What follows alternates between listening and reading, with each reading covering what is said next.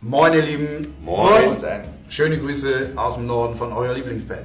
Ein paar von euch haben sich sicher schon gewundert, dass wir gerade in diesen Zeiten, wo die Dinge ins Rutschen kommen, über die wir seit 10, 12 Jahren mit euch singen, über Freiheit, Zusammenhalt, all diese Dinge, auf eine Art und Weise ins Rutschen kommen, vor der wir ebenfalls seit 10 oder 12 Jahren wohlwollend gewarnt haben. Wir haben natürlich überlegt und es hat uns wirklich in den Fingern gejuckt, das eine oder andere Statement rauszulassen oder auch die eine oder andere Zeile zu schreiben.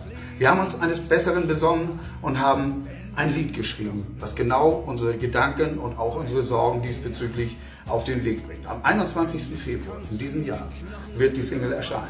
Sie heißt Da braut sich was zusammen.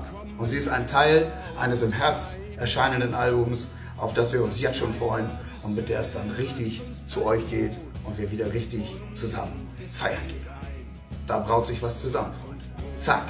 Ahoi.